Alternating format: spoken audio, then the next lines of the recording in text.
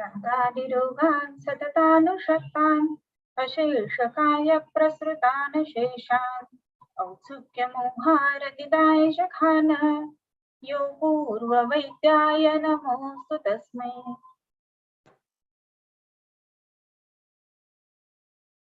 आपलं बोलणं झाल्याप्रमाणे सगळेच जण पाठांतर करतायत असं मला विश्वास वाटतो. या महिन्याचा जो शेवटचा रविवार असेल त्या दिवशी पहिला अध्याय आणि 9वा अध्याय सूत्रस्थानाचा अष्टांग हृदयाचा हे पाठांतरासाठी असणार आहेत. सो छान तयारी करा आणि बऱ्याच संख्येने उपस्थित राहा पाठांतर स्पर्धेसाठी. त्याचा उपयोग आपल्याला जसं म्हटलं त्याप्रमाणे ह्याच्यामध्ये सुद्धा होतो प्रॅक्टिस मध्ये आणि पेपर्स लिहिण्यासाठी तर निश्चितच होतो. सो आज आपण 10व्या अध्यायाला सुरुवात करणार आहोत. आपण मागचा जो अध्याय बघितलेला आहे तर तो आहे रसभेदी द्रव्यादी विज्ञानीय. तर द्रव्यादी विज्ञानीयामध्ये आपण सगळ्या गोष्टी बघितलेल्या होत्या की द्रव्य म्हणजे काय, पंचमहाभूत म्हणजे काय, पंचीकरण म्हणजे काय. त्याच्यामध्ये आपण काही विशिष्ट अभ्यास पण केलेले होते की त्याच्यामध्ये कोणत्या कोणत्या महाभूताच्या विशिष्ट वनस्पती आहेत तर त्याही गोष्टी आपण त्याच्यामध्ये बघितलेल्या होत्या. म्हणजे काय तर विशेष करून आपण पृथ्वी महाभूताच्या वनस्पती, आकाशीय वायव्य वनस्पती, जलज वनस्पती ह्या सगळ्या गोष्टी बघितलेल्या होत्या त्याच्यामध्ये. सो आता एका पद्धतीनं म्हणजे भेदताही भेद्यम अन्यथा भिन्नती याप्रमाणे पंचमहाभूतानुसार वर्गीकरण आपण द्रव्यांचं बघितलं. पण आज आता इथे आपण काय बघणार आहोत की रसानुसार द्रव्यांचं वर्गीकरण या गोष्टी आणि त्या रसाची कार्य काय होतात हे सुद्धा त्याच्यामध्ये आपण बघणार आहोत. सो कोणत्या रसाची कशी कार्य आहेत आणि त्याचे उपयोग काय आणि ते अति प्रमाणात झाले तर त्याच्यामुळे काय होणार आहे ह्या सगळ्याच गोष्टी आपण आता इथे पाहणार आहोत. सो आपण रसभेदी अध्याय चालू करूयात. आणि काल म्हणजे त्यांच्या ह्याच्यामध्ये जसं म्हटलेलं होतं की सगळ्यात पहिला श्लोक जो आहे ना म्हणजे गुगली किंवा कोणाची सध्या एकदम बॉलिंग जे आहे ना तर त्या पद्धतीनं तो श्लोक आहे. तर तो आपण पहिला श्लोक वाचूयात आणि त्याचा अर्थ कसा आहे काय ते आपण समजून घेऊयात. श्मांभोग्नि श्मांभू तेजख वायवाग्न नीलगो निलैः द्वयोर्बणैः क्रमाद्भूतैः मधुरादि रसोद्भवः. आता ह्याच्यामध्ये आता आपण बघतोय की काय काय आहे तर क्ष्म अंभो अग्निक्ष्म अंबू तेजः ख वायू अग्नि अनिल गो निलैः द्वयोर्बणैः क्रमाद्भूतैः मधुरादि रसोद्भवः. याचा अर्थ काय हे पहिल्यांदा आपण बघून घेऊयात. दुसरी ओळ पहिल्यांदा बघूयात आपण. द्वयोर्बणैः म्हणजे द्वय उल्बणैः. द्वय म्हणजे काय तर दोन, दोघांच्या उल्बणत्वाने. उल्बण म्हणजे काय तर अधिक मात्रेमध्ये असल्यामुळं. म्हणजे आता पंचमहाभूत प्रत्येक द्रव्यांमध्ये आहेतच हे आपल्याला समजलंय. पण पंचमहाभूत प्रत्येक द्रव्यांमध्ये असताना त्याच्यात अजून एक महत्वाची गोष्ट आपण अशी बघतोय की द्वय उल्बण म्हणजे दोन त्यातली महाभूत कुठली तरी जास्त व्यक्त स्वरूपामध्ये जर असतील तर काय होतं क्रमात भूतैही उल्बणैही द्वयोः. म्हणजे काय क्रमाक्रमाने दोन दोन महाभूत उल्बण अवस्थेमध्ये असल्यानंतर काय घडत आहे तिथे तर क्रमात मधुरादी रसोद्भवः. म्हणजे काय क्रमाक्रमाने मधुर इत्यादी रसांचा उद्भव होतो. क्रमाने मधुर इत्यादी रसांचा उद्भव होतो म्हणजे काय क्रमाने याचा अर्थ काय इथे तर क्रमाने याचा अर्थ इथे असा आहे की आपण सगळ्यात पहिल्या अध्यायामध्ये बघितलेलं होतं रस कुठले आहेत तर रसा हा स्वादू अम्ल लवण तिक्त उष्ण कषायकाः. सो हे स्वादू अम्ल लवण हे जे आहेत ना हेच क्रमाने जे सांगितलेत ना त्या संदर्भामध्ये येतात. आणि म्हणून विशेष करून इथे आपण बघतोय की दुसऱ्या ओळीचा अर्थ काय झाला तर द्वयोः उल्बणैः महाभूतैः क्रमात मधुरादि रसोद्भवः भवति. म्हणजे दोन दोन महाभूत ज्या वेळेला उल्बण अवस्थेमध्ये असतील तर त्या वेळेला मधुर इत्यादी रसांचा उद्भव होतो. आता ही कोणती दोन दोन महाभूत म्हणजे आता मधुर रसासाठी कुठली तरी दोन महाभूत आवश्यक आहेत. त्याच्यानंतर मधुर अम्ल रसासाठी दोन महाभूत आवश्यक असणार. तर ह्या पद्धतीनं प्रत्येक रसासाठी कोणकोणती महाभूत कारणीभूत आहेत तर हे आपल्याला वरच्या ओळीमध्ये सांगितलेलं आहे. हा तर अगदी नवीन जेव्हा असतं ना तर टंग ट्विस्टर्स जसे असतात ना तसा हा पहिला श्लोक आहे, पहिली ओळ आहे रादर. तर त्या पद्धतीनं ह्याच्याकडे बघायला पाहिजे, म्हणजे पाठ करायला तुम्हाला मजा सुद्धा यायला पाहिजे त्याच्यामध्ये. ओके, सो आता आपण दोन दोन महाभूत कुठली हे बघूयात. क्ष्म अंभो. क्ष्म ह्याचा अर्थ काय माहितीये? क्ष्म याचा अर्थ आहे पृथ्वी. तर आता याच्यामध्ये आता इथे टेबल केलेलं आहे. थोडंसं पृथ्वीचं स्पेलिंग तेवढी गोष्ट सोडून द्या तुम्ही, कारण की ते ह्याच्यामध्ये होत नव्हतं. बरं बट अदरवाईज मधुर, अम्ल, लवण, तिक्त, उष्ण आणि कषाय हे 6 ओळीने रस झाले. बरोबर? आणि द्वय उल्बणैहि. मग श्लोकामध्ये पहिला कसा आहे? क्ष्म अंभो. म्हणजे ही 2 महाभूत सांगितली मधुर रसासाठी. म्हणजेच कसं? क्ष्म म्हणजे काय? तर पृथ्वी. पृथ्वी आणि अंभो. अंभो म्हणजे काय? जल. अंभोज. अंभोज म्हणजे काय? तर ज्याला आपण कमळ म्हणतो त्याला अंभोज असं म्हटलं जातं. बरोबर? मग कमळाला अंभोज का म्हटलं जातं? पाण्यामध्ये उत्पन्न होतं म्हणून अंभोज. ओके. मग पाण्यात उत्पन्न होतं ते कमळ. पाणी म्हणजे काय? अंभ. ज म्हणजे जन्मती इति. म्हणून पाण्यामध्ये होतं ते कमळ या अर्थाने. आता कमळाचा इथे काही संबंध नाही. अंभ म्हणजे काय हे सांगण्यासाठी हे एक्सप्लेन केलंय. ओके. सूक्ष्म म्हणजे पृथ्वी आणि अंभ म्हणजे जल. हे 2 महाभूत मिळून काय तयार होतंय? तर मधुर रस तयार होतोय. त्याच्यानंतर पुढची गोष्ट कशी आहे? तर क्ष्म अंभो अग्नी क्ष्म. पुढचा जो तुम्ही जर का चरण बघितला तर क्ष्म अंभो अवग्रह म्हणजे आहे तिथे अध्यारूत, अग्नी क्ष्म. ओके. सो क्ष्म अंभो हे झालं मधुर रसाचं, म्हणजे पृथ्वी आणि आप महाभूत प्रधान असा मधुर रस आहे. तेव्हा हे 2 महाभूत ज्या ज्या वेळेला उलबण म्हणजे व्यक्त अवस्थेमध्ये आहेत त्यावेळेला मधुर रस तयार होणार आहे. मग आम्ल रस कधी तयार होणार आहे? तर अग्नी आणि पृथ्वी हे 2 महाभूत असताना. आता ना कॉम्बिनेशन्स कशी कशी आहेत बघा, म्हणजे रस कार्य कसे कसे करतील ना ती गोष्ट त्याच्यामध्ये अवलंबून राहते. पृथ्वी आणि आप हे जर का आपण 2 बघितले ना तर स्थूल महाभूत आहेत त्या मानाने, म्हणजे आकाशापासून आपण हे म्हणतो तस्मात् वा आकाशः संभूतः. आकाशात वायुः, वायोः तेजः, तेजात जलम आणि जलात पृथ्वी. अशा पद्धतीने त्याची उत्पत्ती आहे. तर मग सगळ्यात स्थूल कोण आहे? तर पृथ्वी आणि त्याच्यानंतर कमी स्थूल जे आहे ते जल. सो हे दोन्ही स्थूल महाभूत येऊन मधुर रस बनतोय, जे शरीरामध्ये स्थूल्य वाढवण्यासाठी मधुर रस कारणीभूत असणारे हे लक्षात घ्यायला पाहिजे. पण आता आम्ल रसाच्या ठिकाणी उत्पत्ती कशी बघा, तेज आणि क्ष्म म्हणजे तेज आणि पृथ्वी, की जे बरोबर विरुद्ध आहेत एकमेकांना. तेज जे आहे ना तर ते कसं आहे? तर अग्नी वाढवणार आहे, सूक्ष्म आहे, तरल आहे. पृथ्वी कशी आहे? तमोगुण प्रधान आहे. तेज म्हणजे अग्नी जो आहे तो नेहमी सत्वगुण प्रधान आहे. म्हणून ह्याच्यातनं जी तयार होते ना गोष्ट आम्ल रसाची, तर ती थोडीशी वेगळ्या पद्धतीची तयार होते. तर ज्याला आपण प्रकृती विषम समवाय वगैरे म्हटलेलं होतं ना, तर अशी की जी 2 महाभूत ऍक्च्युअली एकमेकांच्या परस्पर विरोधी आहे. म्हणजे कसं? समजा एखाद्या विशिष्ट पद्धतीची आग लागलेली असेल तर ती आग बुझवण्यासाठी एकतर पाणी वापरलं जातं किंवा दुसरी गोष्ट पृथ्वी वापरली जाते. म्हणजे एकमेकांना ऍक्च्युअली मारणारी अशी महाभूत आहेत. बरोबर? तरी सुद्धा ते एकत्र येऊन आम्लरस उत्पन्न करतात. मग त्याची कार्य काही विशिष्ट असतील हे आपण लक्षात घ्यायला पाहिजे. की मधुर रसाचं कसं आहे ना, की एकसंध म्हणजे जसं नॉर्मल कार्य असतं, पृथ्वी आणि आप महाभूत एकत्र आल्यानंतर गृहणाचं काम, स्थौल्याचं काम करणार. तसं आम्लरस नाही करणार. आम्ल तेजाने पण काम करेल, पृथ्वीने पण काम करणार आहे. बरोबर? सो दोन्ही वेगवेगळ्या पद्धतीची कामं आपल्याला तिथे दिसतील. चरण आहे. चरण म्हणजे आहे तर क्ष्म अंबू हे बघितलं आपण, अग्नी क्ष्म. त्याच्यानंतर आहे अंबू तेज. मग आता इथे सुद्धा अंबू म्हणजे काय? तर पाणी आणि तेज म्हणजे काय? तर तेज महाभूत.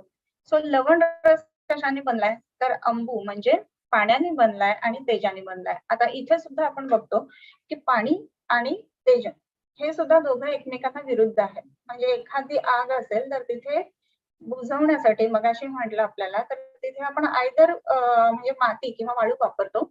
आम्ल रसामध्ये जे आले जसे आले तसं. परंतु लवण रसामध्ये तिथे जे आहे ते तेजाच्या ठिकाणी तेज आहे, पण पृथ्वीच्या ठिकाणी आपण बघतो की जल आहे. आणि म्हणून पुन्हा जल महाभूत आणि तेज महाभूत की जे परस्पर विरोधी आहेत. तर अशी 2 द्रव्य किंवा अशी 2 महाभूत उल्बण अवस्थेमध्ये असताना इथे आपल्याला दिसते की लवण रस हा आलेला दिसतोय. हा लवण रसाची सुद्धा कार्य काही विशिष्ट असतील की नाही हो, तर निश्चित असतात. आणि म्हणूनच आपल्याला हे लवण रसाचे कार्य बघत असताना जाणवेल की थोडं जरी ह्या दोन गोष्टी आहेत ना, विशेष करून अम्ल आणि लवण ते जास्त प्रमाणामध्ये खाल्ले गेले ना, तर त्याचे लगेच दुष्परिणाम आपल्या शरीरावरती दिसायला लागतात. मधुर रसाचे जे आहेत ना, ते एकांतिक परिणाम दिसतील. म्हणजे कसे, की आपल्याला स्थौल्य तर स्थौल्यच वाढणार अशा पद्धतीनं दिसेल तिथे. परंतु अम्ल आणि लवणाचे परिणाम आहेत ना, तर ते फार पटकन जाणवतात. आणि शिवाय ह्याच्या बरोबरीने आणखीन एक गोष्ट त्याच्यामध्ये अशी घडते, की हे परिणाम दिसत असताना आपल्याला त्याच्यामध्ये विशिष्ट म्हणजे काही गोष्टी ज्या आहेत ना, त्या आपल्याला वेगळ्या पद्धतीने घडतात ही गोष्ट समजत असते. आणि म्हणून मधुर, अम्ल, लवण त्याच्यानंतर क्ष्म, अंबू, अग्नी, क्ष्म, अंबू, तेज. याच्यानंतर आहे ख आणि वायू. मग आता ख आणि वायू म्हणजे तिक्त रस बनलाय कशाने, तर ख आणि वायू म्हणजे आकाश आणि वायूनी हा तिक्त रस बनलाय. बऱ्याच वेळेला तिक्त आणि कटू ह्याच्यामध्ये सुरुवातीला गल्लत होत असते. विशेष करून आपण फर्स्ट इयरला असतो ना त्यावेळेला. तर हे काय आहे, आकाश आणि वायू असं म्हणत असताना तिक्त रस म्हणजे कडू रस. आणि म्हणूनच कडू रस जो आहे ना, तर त्यांनी विशेषत्वाने आपण बघतो की आकाश, वायू, महाभूत वाढवणार आहेत. आणि म्हणून कडू रस जो आहे ना, तो प्रमेहामध्ये उपयोगी दिसतो आपल्याला, बरोबर. कारण प्रमेहामध्ये काय होतंय, तर मधुरीभवन शरीरामध्ये जास्ती झालेला आहे आणि म्हणून त्याचा त्रास होतोय शरीराला. आणि म्हणून विशेषत्वाने इथे आपल्याला कडू रसाचं औषध जे आहे ते उपयोगी पडत असतं, बरोबर. आणि म्हणून तिक्त रस किंवा कडू रस जो आहे, तर त्याच्यामध्ये आपण महाभूत दोन विशेष बघतो की आकाश आणि वायू. मग ह्याच्यामध्ये आपल्याला एक गोष्ट अशी लक्षात येते, की आकाश आणि वायू ही दोन्हीही अतिशय तरल असणारी आणि शिवाय कशी, की अमूर्तकडनं मूर्ताकडे आणणारी अशी गोष्ट आहे, बरोबर. आणि म्हणून जर ह्याचं जास्त सेवन केलं गेलं, तर अंगाला हलकेपणा येणं वगैरे अशा गोष्टी दिसतील. म्हणजे आपण ना प्रिडिक्ट करायला हळूहळू शिकलं पाहिजे, की पुढे काय म्हटलेलं आहे आणि त्याच्यानुसार आता आपण जे वाचतो आहे, तर हे कसं काय-काय आलेलं आहे, ह्या गोष्टी आपण समजून घ्यायला शिकलं पाहिजे. त्याच्यानंतर आता तिक्त रसापर्यंत आपण आलोय. ख वायू. त्याच्यानंतर ख वायू, अग्नी, अनिल. पुढचे जे 2 महाभूत आले तर अग्नी आणि अनिल म्हणजे कटू रस आहे. आता अग्नी आणि अनिल ह्याची जोडी कशी आहे, ह्याचा एक विचार आपण करायला पाहिजे. अग्नी आणि अनिलाची जोडी कशी आहे? अनिल म्हणजे काय, तर वायू, वायू महाभूत. आणि अग्नी म्हणजे काय, तर तेज महाभूत, बरोबर. तर अग्नी आणि अनिल असं म्हणत असताना अनिल म्हणजे अग्नी सखा असं वायू किंवा मारुताचं नाव सांगितलेलं आहे. म्हणजेच काय, तर हा जो अग्नी आहे ना, तर तो तेजाला वाढवणारा आहे. कुठलाही जर का तुम्ही ह्याच्यामध्ये काय म्हणू आपण ज्याला, वणवा वगैरे जर का जंगलामधला बघितला असेल, तर त्याच्यामध्ये वारा सुटल्यानंतर वणवा जनरली वाढतो, बरोबर. मग हा वारा सुटल्यानंतर जर वणवा वाढत असेल, तर त्याचा काय संबंध होतो? तर याचा अर्थ की जोरात झपाट्याने संप्राप्त्या घडतात त्याच्या ठिकाणी, बरोबर. आणि ह्या झपाट्याने संप्राप्त्या घडतात म्हणून ही गोष्ट महत्वाची आहे, की कटू रस, कटू म्हणजे तिखट. तिखट रस हा किती प्रमाणात खायला पाहिजे? जर त्याने संप्राप्ती शरीरामध्ये चालू केली, तर ती अतिशय मोठ्या प्रमाणामध्ये संप्राप्ती वाढणार आहे. आणि म्हणून कटू रसाची प्रमाण, मात्रा जी आहे ना, ती सुद्धा आपण नेहमी विशिष्ट मात्रेमध्ये, योग्य मात्रेमध्येच असायला हवं. कारण त्या संप्राप्त्या ज्या आहेत त्या खूप पटकन वाढवणार आहेत. आपल्या शरीरामधल्या सुद्धा इतर आपण जेव्हा बघतो, तर वातपित्ताच्या ज्या संप्राप्त्या असतात त्या खूप पटकन वाढणाऱ्या असतात. आणि म्हणून ही गोष्ट लक्षात घ्यायला पाहिजे, की कटू रस म्हणजे तिखट सेवन करत असताना आपल्या शरीरामध्ये तो अग्नी आणि अनिल म्हणजे वायू या 2 गोष्टी वाढवणाऱ्या आहेत. त्याच्यानंतर लास्ट जी जोडी आहे, अग्नी, अनिल, गो आणि अनिल. गो आणि अनिल. गो म्हणजे काय, तर पृथ्वी. आणि अनिल म्हणजे काय, पृथ्वी आणि वायू म्हणजे एकदम परस्पर 2 वेगळ्या, म्हणजे अतिशय स्थूल असणारा आणि अतिशय अमूर्त असणारा असा वायू, ह्या 2 गोष्टी एकत्र येऊन घडतात. आता इथे कशा रस जेव्हा आपण बघतोय ना, तर त्यामध्ये हा अशा पद्धतीचा म्हणजे स्थूल आणि एकदम सूक्ष्म अशा 2 गोष्टी एकत्र येऊन घडत असल्यामुळं ह्याच्या ठिकाणी काय दिसतं आपल्याला, तर त्याची सुद्धा काही विशिष्ट कार्य आपल्याला पाहायला मिळतात. आणि म्हणून आपण ह्याच्यामध्ये बघत असताना काय-काय बघायचं आहे किंवा काय विशिष्ट गोष्टी ह्याच्यामध्ये घडणार आहेत, हे एक महत्वाचं आपल्याला या ठिकाणी शिकायला मिळतं.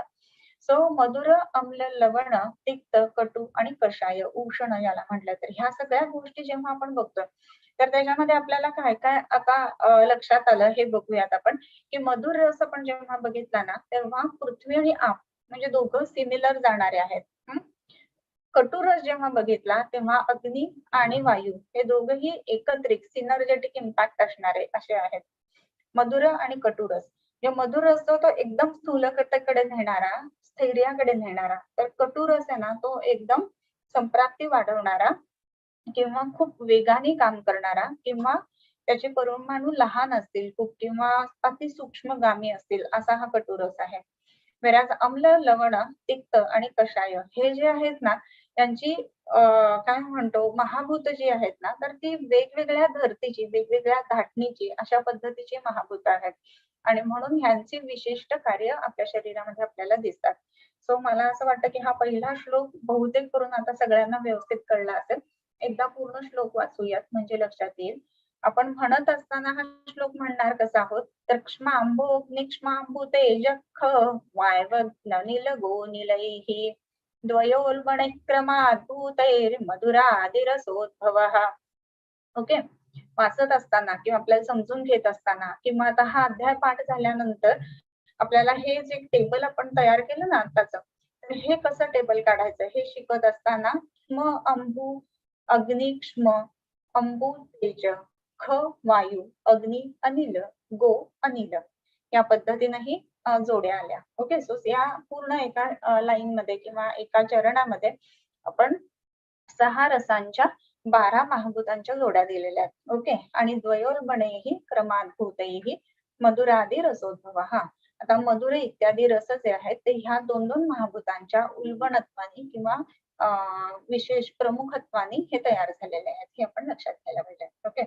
तो पहिला हा जो आहे तर बराच वेळ आपण पहिल्या श्लोकावरती दिलेला आहे. पण तेवढा महत्वाचा आहे असं मला वाटतं आणि म्हणूनच तेवढा वेळ आपण या श्लोकावरती दिलेला आहे. ओके. सो याच्यामध्ये क्ष्मांभोग्नी क्ष्मांभू तेजः वायवाग्न्य निलगो निलैः द्वयोल्बणः क्रमाद्भूतैर् मधुरादी रसोद्भवः. आणि मग आता ह्याच्यानंतर तेषां विद्यात रसं स्वादुम. आता इथे लक्षणं सांगितलीत बरं का रसाची. जे रस कोणता आहे हे कसं ओळखावं असं जे आहे ना, तर त्याच्यामध्ये तेषां विद्यात त्यांच्यामधला हा जो स्वादू किंवा मधुर रस आहे तो कसा आहे. तेषां विद्यात रसं स्वादुम यो वक्त्रम अनुलिंपते. जो मुखाला अनुलेपन करतो, यो वक्त्रम अनुलिंपते. हा तो रस मधुर जाणावा की जो मुखाला आतून लेपन करतो. जे खाल्ल्यानंतर एक विशिष्ट पद्धतीचा लेप किंवा लेअर आल्यासारखा वाटतो आणि म्हणून वक्त्रम अनुलिंपते.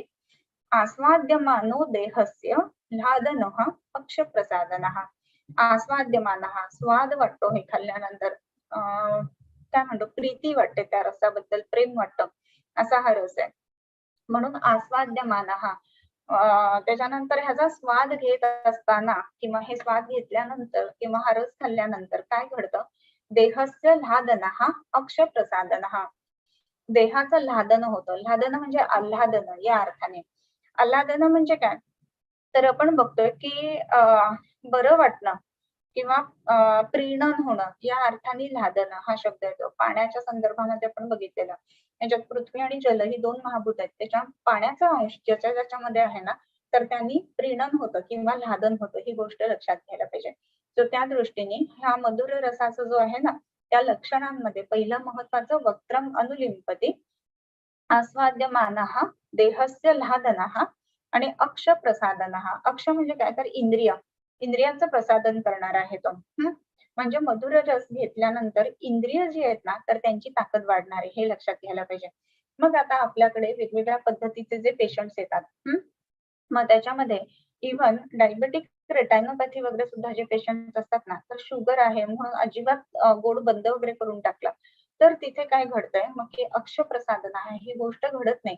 आणि म्हणून बऱ्याच वेळेला असं दिसतं की ह्या लोकांच्या मध्ये रेटायनोपॅथी आहे, डोळे खराब होत आहेत किंवा न्यूरोपॅथी वगैरे इतर गोष्टी झाल्या त्याच्यामध्ये स्पर्शाच्या संदर्भामध्ये. म्हणजे अक्ष म्हणजे इंद्रिय, म्हणजे सगळीच्या सगळी 11 इंद्रिय जी आहेत तर त्यांचं प्रसादन करणारी इन्क्लुडिंग मन. ज्या वेळेला तिखट खारट खाल्लं जातं ना जास्त, चिडचिड त्रागा वाढतो माणसाचा आणि मधुर रसात्मक खाल्लं जातं ना तर मन शांत होत असतं. सो म्हणून नेहमी जेवताना सुरुवात जी आहे ना, तर ती गोडपासून केली जाते. आणि म्हणून तुम्हाला माहिती असेल, की जे संपूर्ण ताट वाढलं जातं त्याच्या राइट साइडला खालती खीर वाढलेली असते पहिल्यांदा आणि ती खीर खाऊन सुरुवात करावी असा जेवणाचा नियम असतो. सो का? तर पहिल्यांदा मधुर रसाची गोष्ट घ्यावी. म्हणजे आपल्याला जे काही मनाचे त्राग आहे ते झालेलं असतं ना, तो सगळा शांत होतो. सो ह्या दृष्टीने तेषां विद्यात रसं स्वादुं यो वक्त्रम् अनुलिम्पति आस्वाद्यमानो देहस्य ह्यादनः अक्षप्रसादनः.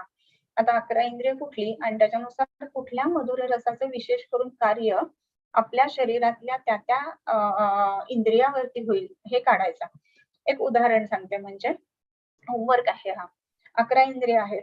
एक आहे नेत्र त्याच्यातलं बरोबर. आता मी जसं म्हटलं तसा. तर त्याच्यातलं शतावरी जी आहे तर शतावरी नेत्र्या असं त्याच्यामध्ये आलंय. आणि शतावरीचा रस काय मधुर तिक्त. सो मधुर आहे आणि म्हणून ती नेत्रे आहे. बरोबर. तसं कर्णासाठी उपयुक्त, त्वचेसाठी उपयुक्त, त्याच्यानंतर घ्राणासाठी उपयुक्त अशी विशिष्ट कुठली आलेली आहेत का? म्हणजे नेत्र जसं शतावरी आली ना त्या प्रमाणात. तर तशी वनस्पती तुम्ही शोधून काढायच्या. तर हा होमवर्क आहे. म्हणजे आता हा जो होमवर्क आहे ना, तर तो ऍक्च्युअली पेशंटसाठी किंवा आपल्याला प्रॅक्टिसमध्ये खूप उपयोगी येणार आहे. हे कान दुखतोय किंवा कानाचा पेशंट आलाय किंवा ऐकू नाही येते असा पेशंट आलाय किंवा ज्याचा ऑडिओमेट्रीमध्ये हिअरिंग लॉस आलेला आहे ऑडिओग्राममध्ये असा पेशंट आलेला आहे. तर असे जे पेशंट आहेत त्याच्यामध्ये कानासाठीच्या वनस्पती कुठल्या? त्याच्यानंतर एखाद्या पेशंटला स्किनच्या संदर्भामध्ये लॉस ऑफ टच वगैरे आहे किंवा ज्याला वेगवेगळे त्वचा रोग आहेत तर त्या संदर्भामध्ये तर तिथे आपल्याला वेगवेगळे हे मिळतील. त्याच्यानंतर काही जे पेशंट्स आहेत तर त्यांना वासच येत नसतो. म्हणजे आता हे कोविडचे पेशंट सोडून द्या. पण त्याच्या व्यतिरिक्त जीर्ण प्रतिष्ठा किंवा नासानहा असताना सुद्धा कायमचा वास न येणारे लोक असतात. मग त्यांच्यासाठी कुठल्या वनस्पती वापरता येतील? तर हे ह्याच्यातनं एक थोडासा क्लू मिळेल. अगदी ती काही पूर्ण लाईन ऑफ ट्रीटमेंट असेल असं नाही. परंतु कशा पद्धतीने अभ्यास करावा ही गोष्ट ह्याच्यातनं तुम्हाला थोडीशी लक्षात येईल. त्या दृष्टीने 11 ही इंद्रिय. मग आता ही झाली ज्ञानेंद्रिय. मग तशी जी 5 कर्मेंद्रिय आहेत किंवा पाणी, पाद, वायू, उपस्थ म्हणजे बोलत असताना बोलताना शब्द अडखळत असेल तर विशिष्ट अक्षरं म्हणता येत नसतील तर मग कुठल्या रसाचा उपयोग त्याच्या ठिकाणी होणार आहे किंवा कुठल्या विशिष्ट वनस्पतीचा उपयोग त्याच्या ठिकाणी होणार आहे. मधुर रसाच्या बरं का आणि इथे अक्षप्रसादन हा म्हटलंय. की मधुर रस असणं हे त्याच्यातलं मॅन्डेटरी आहे. हे लक्षात घ्या. ओके. वाचन केल्यानंतर बोलणं सुधारतं ही गोष्ट बरोबर आहे. परंतु मधुरत्वाने म्हणजे म्हणजे इंद्रिय जे आहे ना अधिष्ठानाच्या संदर्भात नाही म्हणत आहे मी. इंद्रिय उत्तम करून मग त्याच्यानुसार त्या इंद्रियाचं कार्य उत्तम व्हावं ह्या दृष्टीने प्रसादन करणारं असं जो मधुर रस आहे त्या मधुर रसाचे द्रव्य आपल्याला शोधायचे. ओके. सो लादनः अक्षप्रसादनः प्रिय पिपीलिकादीनाम हा मुंग्यांना अतिशय प्रिय असतो. म्हणजे एक साखरेचा दाणा पडला की लगेच त्याच्या ठिकाणी मुंग्या जमायला लागतात. बरोबर. म्हणून पिपीलिका म्हणजे मुंग्या. तर त्यांना आवडणारा असा तो आहे. आणि म्हणून गूळ असला की कसं मुंगळे लगेच लागतात त्याला. तर त्या पद्धतीनं ह्या रसाची गोष्ट आपल्याला दिसते म्हणून प्रिय पिपीलिकादीनाम असं म्हटलंय. आता हे जे आहेत ना हे इथपर्यंत सगळी त्याची लक्षणं आली.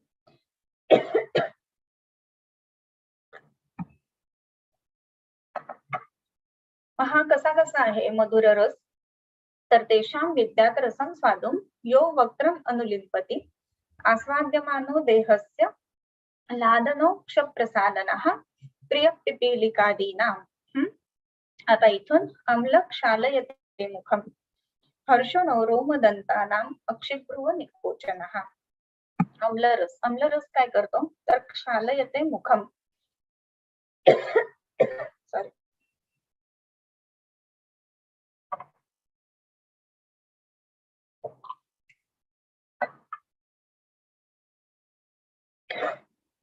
मुख जे आहे तर त्याच्या ठिकाणी क्षालन करणारा त्याचा हा आम्लरस आहे. मग आम्लरस क्षालन करतो म्हणजेच काय तर स्वच्छ करणारा विषतत्व आणणारा अशा पद्धतीचा आम्लरस आहे. मग आता एक गंमत सांगते तुम्हाला. आपण पंजाबी वगैरे कधी-कधी पूर्वीच्या काळी बरं का हॉटेलमध्ये वगैरे खायला जायचो. मग ते झाल्यानंतर तिथे तुम्ही बघितलं असेल फिंगर बॉल देतात. फिंगर बॉलमध्ये लिंबाची फोड असते. आणि विशेष करून पंजाबी जेवण जे असतं ना त्याच्यामध्ये क्रीम किंवा पनीर, ह्या सगळ्या गोष्टी एवढ्या मोठ्या प्रमाणामध्ये असतात आणि म्हणून हात जे असतात ना ते ओशट झालेले असतात आणि म्हणून काय व्हायला लागतं, हात ओशट झालेले असतात म्हणून काय व्हायला लागतं, ते स्टिकीनेस तो घालवावा म्हणून विशेष करून तिथे काय दिलं जातं, तर आम्लरस म्हणजे लिंबू दिला जातो आणि म्हणून क्षाल येते. मग हात जो स्वच्छ करतो ती गोष्ट आपलं मुख सुद्धा स्वच्छ करेलच ना, बरोबर? अम्ल क्षाल येते मुखम. आता हा रस कशाने बनलेला आहे? आम्लरस तर तेज आणि पृथ्वी महाभूताचा. मग आता पृथ्वी महाभूत आणि तेज महाभूत, मग अशी म्हटल्याप्रमाणे एकमेकांची भांडणारी महाभूत आहेत खरं म्हणजे. पण ह्या तेजाचा परिणाम म्हणून तिथे विषदत्व ही गोष्ट यायला लागते विशेष करून. त्याच्यानंतर आपण जर का काही चिकट किंवा गुळगुळ कधी कोणी केलेला असेल ना, तर तुम्ही गुळगुळ ज्या वेळेला भिजवून ठेवता शोधण्यासाठी, त्यावेळेला गुळगुळ भिजवल्यानंतर तो आपण मॅश करून पूर्ण तो हे करून घेतो, त्याच्या पाण्यामध्ये तो विरघळून घेतो. त्याच्यानंतरचा जो गुळगुळाचा हात असतो पाण्याचा, तो स्वच्छ करायला लागला तुम्ही साबणाने तर तो अजिबात स्वच्छ होत नाही. मग तिथे काय करावं लागतं, तर एखादं चूर्ण टाकायचं आणि हाताला आपण म्हणजे नुसतं चोळून घ्यायचं. असं केल्यानंतर ते गुळगुळाचं जे चिकटपणा सगळा आपल्या हाताला लागलेला असतो तो निघून जातो. मग विशेष करून इथे त्रिफळा चूर्ण किंवा आवळ्याची पावडर अशी जर टाकली ना, तर तो गुळगुळ हाताचा इझिली निघून जातो. म्हणजे आपण इथे काय करतोय, तर चूर्ण म्हणजे रज म्हणजे पृथ्वी महाभूताचं म्हणजे पृथ्वी महाभूताची संकल्पना असणारं द्रव्य वापरतो आणि त्यातून ते आम्लरसाचं असेल ना, तर ते पटकन गुळगुळ निघून जातो. म्हणजे क्षालन करणं किंवा स्वच्छ करणं हा मेन ह्याचा हे आहे, लक्षण आहे. हे आम्लरसाचं पण समजून घ्यायला पाहिजे. तेज आणि पृथ्वी महाभूत हे लक्षात घ्यायला पाहिजे. त्याच्यानंतर एक मिनिट. आस्वाद्य मानव देहस्य लालनोक्ष प्रसादना प्रियस्थितिकालीनाम अम्लः क्षालयते मुखम. आणि काय होतं तर हर्षणो रोमदंताना, रोम आणि दंत ह्यांच्या ठिकाणी हर्षण करणारा. हर्षण म्हणजे काय, तर एक विशिष्ट सेन्सेशन, टिंगलिंग सेन्सेशन किंवा ज्याला आपण रोम उभे राहतो असं जे म्हणतो ना, किंवा रोमांच उभे करणारा अशा अर्थाने येते. हर्षणो रोम आणि दंताना, रोमांच येतात, अंगावरचे जे रोम असतात तर ते उभे राहतात. तसंच दंत हर्ष सुद्धा ह्याने होतो. म्हणजे एकदम जास्त प्रमाणामध्ये जर आम्लरस खाल्ला तर काय होतं, दात ते आंबतात, बरोबर? तर हे त्या रसाचं लक्षण म्हणून सांगितलंय, हे लक्षात घ्या. म्हणजे खाल्ल्यानंतर तुम्ही डोळे बंद केलेत, काय येते तुम्हाला माहित नाहीये. तुमच्या तोंडात काहीतरी दिलेलं आहे आणि रस ओळख म्हटलं, तर जिभेने तर रस ओळखतोच आपण. परंतु दातांनी सुद्धा रस ओळखता येतो आणि ह्याचं कारण आहे की तो दंत हर्ष तयार करतो म्हणून. म्हणजे दातांच्या ठिकाणी एक विशिष्ट आंबटपणा निर्माण करतो आणि म्हणून दातांना जरी ते अस्थी असले, रुचक अस्थी म्हटलेलं आहे, कारण ते रुचीचं ज्ञान करून देतात म्हणून. आणि म्हणून आपण अजून एक गोष्ट बघतो की ज्या ज्या वेळेला डेंचर्स किंवा कवळी लावलेली असते ना, त्यावेळेला लोकांना चव जी आहे ना, ती पटकन समजत नाही किंवा चव बदल झालेला लक्षात येत असतो. आणि म्हणून पूर्वी एवढं स्वादिष्ट वाटत नाही जेवण आणि म्हणून मग वेगवेगळ्या चवी खाव्याशा वाटायला लागतात. म्हणून दातांचं रुचक असते ही जी गोष्ट आहे ना, ही महत्वाची लक्षात घ्यायला पाहिजे. सो हर्षणो रोमदंताना. अजून एक लक्षण आहे त्याचं, अक्षिभ्रुव निकोचन. अक्षी म्हणजे डोळे आणि भ्रू म्हणजे भुवया, निकोचन संकोच करणारा. एकदम असं खाल्ल्यानंतर जो काही चेहरा होतो ना, म्हणजे इव्हन समोरच्या माणसाने जरी कैरी खाल्ली ना, तरी आपल्याला आपले डोळे आणि भ्रू जे आहेत ते त्याचा संकोच होत असतो, भुवया. सो हे त्याचं लक्षण आहे. म्हणजे विशेष करून आंबट रस जो आहे ना, तर त्याच्यामध्ये दुसऱ्याच्या म्हणजे त्याचं सेन्सेशन खूप फास्ट आहे, असं होतं. याचं कारण काय आहे? सेन्सेशन त्याचं जास्त येण्याचं, तर विशेष करून तेज आणि पृथ्वी ह्या 2 महाभूतांचं त्याच्यामध्ये विशेषत्वाने उपस्थिती आहे म्हणून. त्याच्यानंतर आता आपण कुठला बघितला, तर आम्लरस बघितला. आम्ल क्षालयते मुखम, हर्षणो रोमदंतानाम, अक्षिभ्रुव निकोचनः. त्याच्यानंतर लवण रस. आता लवण रसाचं काय आहे, तर अंबू म्हणजे जल आणि तेज. आता इथे सुद्धा लक्षात घ्या बरं का, दोन्ही महाभूत वेगळ्या परिस्थितीतली आहेत. जल आहे आणि तेज आहे. आता हे काय करतंय, तर लवण संध्ययती आस्यम. संध्यते म्हणजे पाझर फुटणे किंवा पाणी सुटणे, म्हणजे तोंडाला पाणी सुटतं लवण रसाने. म्हणजे विशेष करून कैरी आणि मीठ लावून जर खात असेल ना, तर समोरच्याच्या पण तोंडाला पाणी सुटतं. बरोबर. लवण संदयत्यास्यम कपोल गल दाहकृत. त्याचं उत्तम उदाहरण म्हणजे तुम्हाला सांगते, कुठले पण चिप्स पण खातो का नाही, विशेष करून तर टोमॅटो फ्लेवरचे वगैरे जर का चिप्स असतील, तर त्याच्यामध्ये 7-8-10 खाल्ले ना, की त्याच्यानंतर सोलवटल्यासारखं होतं तोंडातून. वेगवेगळे मसाले असतात हा भाग सोडून द्या. परंतु विशेषत्वाने जे आपण चिप्स खातो, तर त्याच्यामध्ये लवणरस जास्ती प्रमाणामध्ये असतो, सॉल्ट्स जास्ती प्रमाणामध्ये असतात. आणि म्हणून कपोल म्हणजे गाल जे आहेत ना आतल्या बाजूने आणि गल म्हणजे घसा, ह्या दोघांचा दाह करणारा असा हा लवणरस आहे. याचं कारण काय, तर लवणाचं आपण संघटन बघितलं की काय आहे लवणाचं, जल आणि तेज. तेज असल्यामुळे तो दाह करणार आहे. मग तुम्ही म्हणाल की जल असल्यामुळे तो क्लेदन का नाही करत, पाझर फुटल्यासारखं होतोय जलमहाभूत असल्यामुळं, बरोबर. आणि म्हणून संदयती आस्यम ही गोष्ट घडते. परंतु त्याच्यातला जो तेज आहे ना तो व्यक्त होणारच, आणि म्हणून तिथे दाह ही गोष्ट दिसते. म्हणून लवण संदयती आस्यम कपोल गल दाहकृत. कपोल गल दाहकृत. आता त्याच्यानंतर तिक्तरस. तिक्तरस काय करतोय,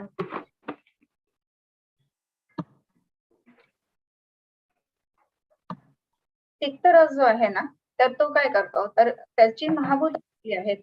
तर तिक्तरसाचा ख आणि वायू ही 2 महाभूत आहेत, बरोबर. आता इथे कशी आहे तिक्तरसाचं, दोन्ही गोष्टी ज्या आहेत त्या सूक्ष्मतर अशा आहेत. ख म्हणजे आकाश आणि वायू ह्या गोष्टी आहेत, बरोबर.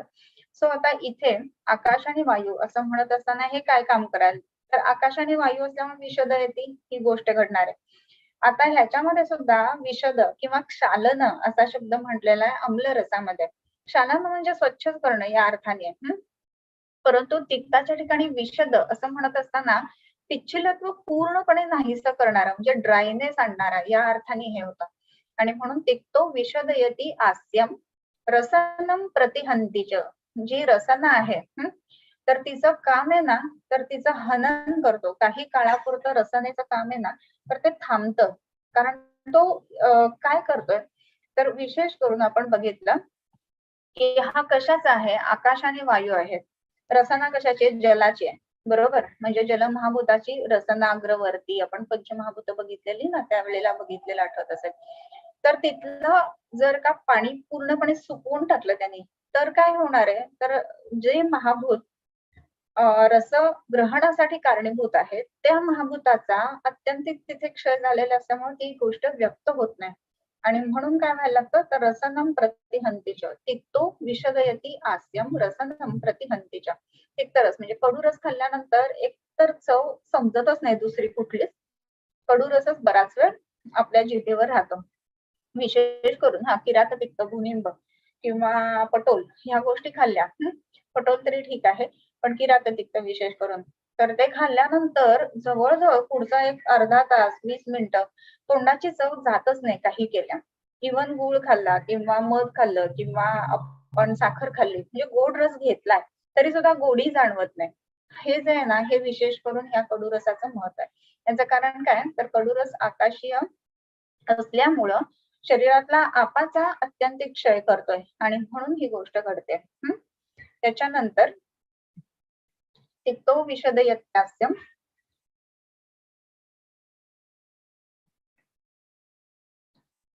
रसनम प्रतिहंतीच्या. ओके. त्याच्यानंतर आणखीन काय आहे, तर उद्वेजयती जिव्हाग्रम पूर्वश्चिमचिमाम कटुः. कटुरस काय करतोय, उद्वेजयती जिव्हा अग्रम.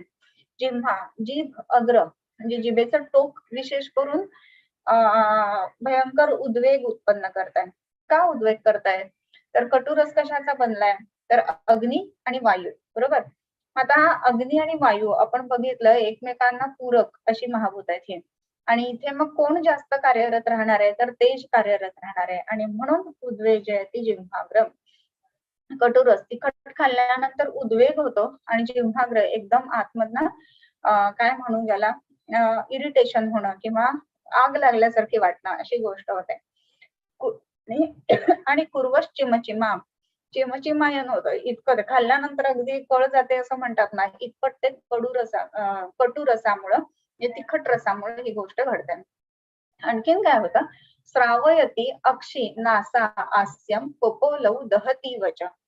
इथे काय करतो, श्रावयती अक्षी नासा आस्यम. अक्षी म्हणजे डोळे, नासा नाक, हास्य तोंड मुख, म्हणजे डोळे, नाक आणि मुख ह्यांच्या ठिकाणून स्राव उत्पन्न होतात. म्हणजे आमटी थोडीशी तिखट होऊ देत बघा, असं खायला लागलं ना की आपण करून चालू होतं, बरोबर. सो हे जे आहे ना, तर ही गोष्ट ह्याच्यामध्ये घडते.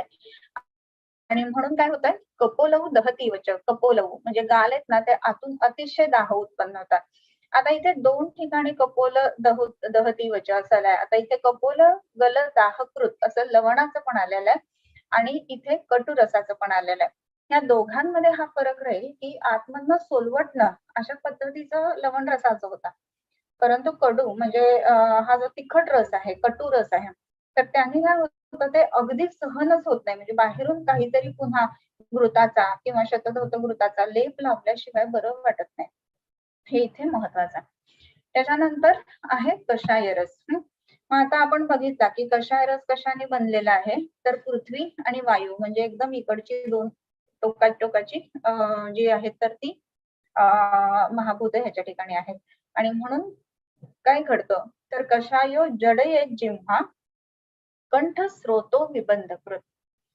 कंठ आणि स्रोतस यांचा विबंध करणार आहे आणि जडये जिव्हा, जिव्हा जाड्य उत्पन्न करणार आहे कषाय रस. जिव्हा जाड्य उत्पन्न करतो त्याच्यामुळे काय होतं, तर आपल्या शरीरामध्ये जीभ जड व्हायला लागते कषाय रस खाल्ल्यामुळे. म्हणून पूर्वीच्या काळामध्ये जोपर्यंत काय म्हणतो, विद्यार्थी दशा जोपर्यंत आहे ना, तोपर्यंत विद्यार्थ्यांना सुपारी खायची परमिशन नसायची. पूर्वी जेव्हा गुरुकुल वगैरे असायचे ना, कारण सुपारी जी आहे ना, तर ती कषाय रसाची आहे, क्रमुक ज्याला आयुर्वेदामध्ये म्हटलेलं आहे. आणि ती कषाय रसाची असल्यामुळे काय होतं, उच्चार जो आहे ते व्यवस्थित येणार नाही, कारण ती जडये जिव्हा असं म्हणतात. आणि म्हणून आता जर का पृथ्वी आणि वायू हे दोन एकत्र आल्यानंतर कषाय रस तयार होत आहे आणि त्याच्याने जर का जिव्हा जाड्य उत्पन्न होत आहे, तर त्याच्या परफेक्टली अपोजिट अशी औषधं असायला हवी की जी जिव्हा जाड्य नष्ट करते, बरोबर. सो ह्या दृष्टीनेही त्याचा विचार करायला हवा. सो त्या दृष्टीने कषाय रसाचं जे लक्षण म्हणून सांगितलं, त्याच्यामध्ये कषायो जडे जिव्हा कंठ स्रोतो विबंधकृत. कषाय रस खाल्ल्यानंतर आणखीन एक महत्वाची गोष्ट होते, कंठ विबंधकृत आणि स्रोतस्व विबंधकृत. कंठ अवरोध होणं, घशामध्ये बसणं, तोठा लागणं ह्या गोष्टी होतात. आणि म्हणून विशेष करून कवठ वगैरे जर का जास्त प्रमाणामध्ये खाल्लं ना, तर कवठ सुद्धा कषाय रसाचं असल्यामुळे ही गोष्ट घडते. त्याच्यानंतर स्रोतस सुद्धा बंद होण्याचं कारण म्हणजे कषाय रस हा असू शकतो.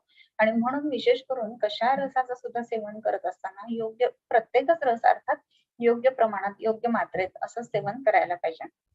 मग आता नित्यम सर्व रसाभ्यास हा स्यात् बलवर्ण कराणा श्रेष्ठ हा असं म्हटलेलं आहे.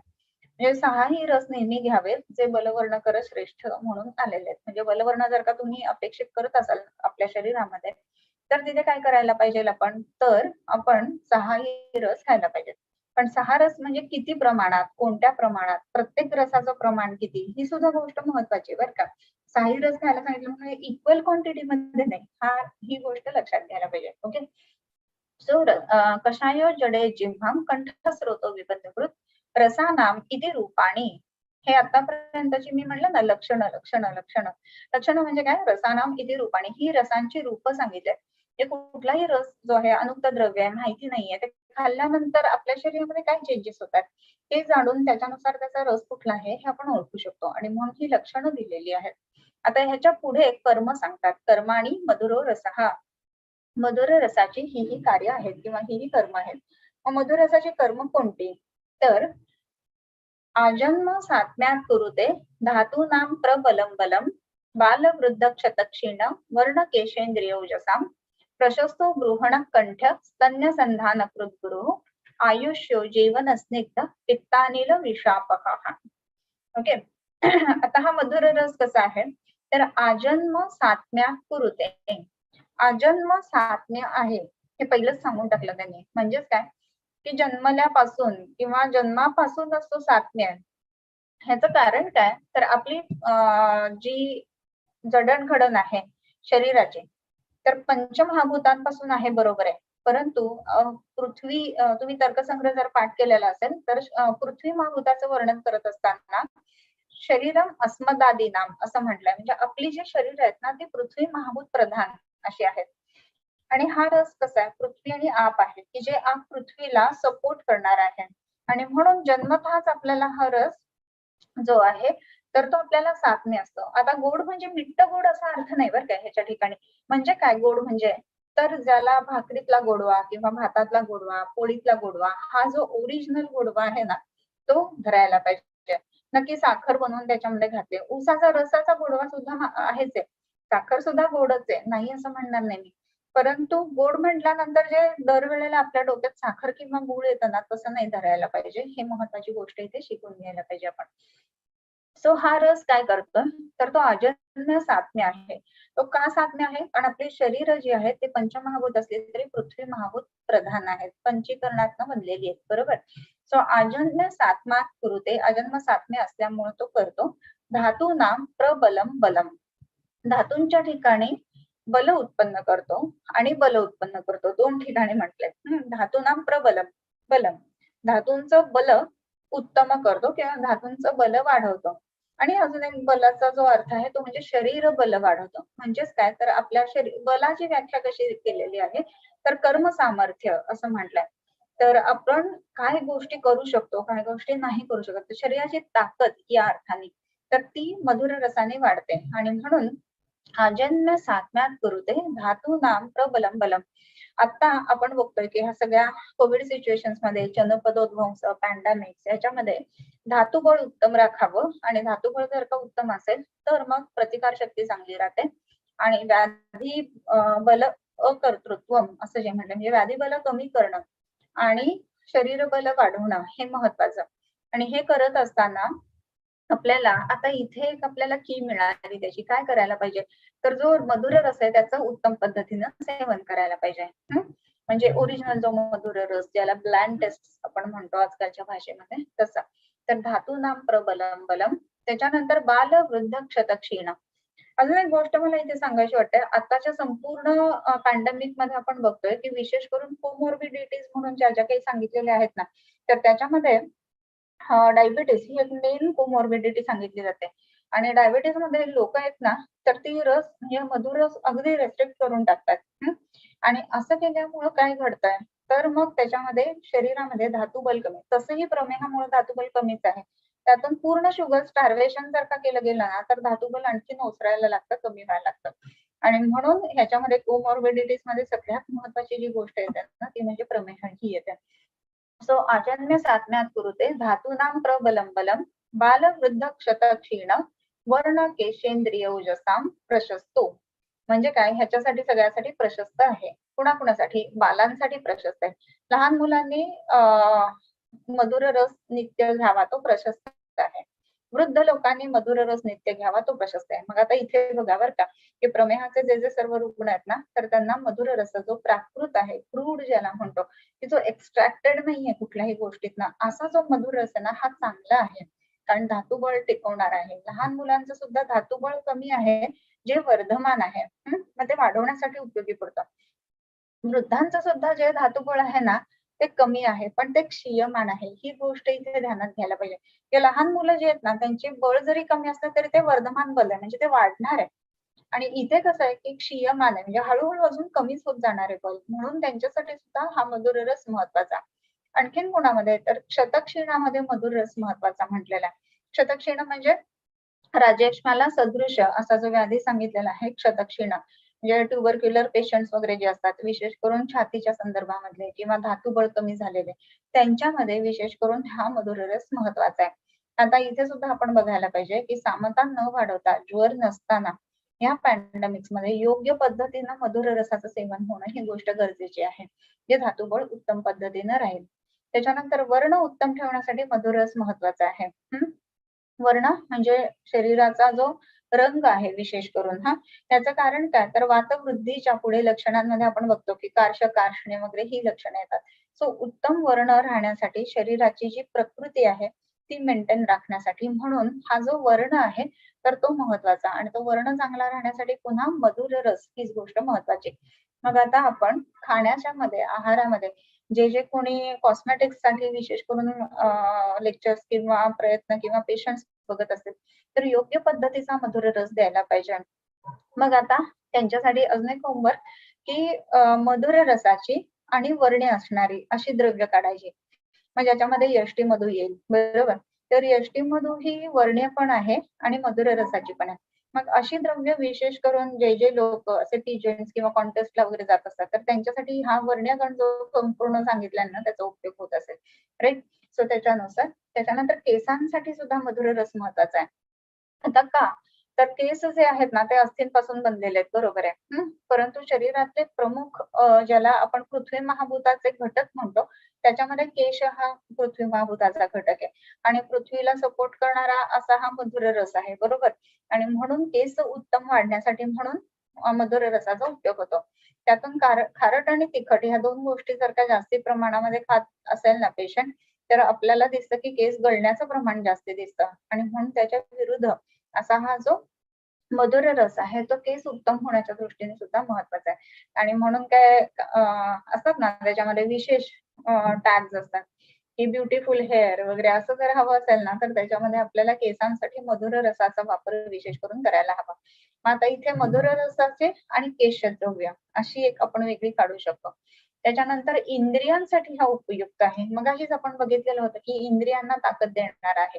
सो इंद्रियांना उपयुक्त आहे. आणि अजून एक महत्वाची गोष्ट असे की म्हटलंय तर त्याच्यामध्ये ओजसा शरीरातलं ओज टिकवण्यासाठी म्हणून मधुर रस महत्वाचा आहे.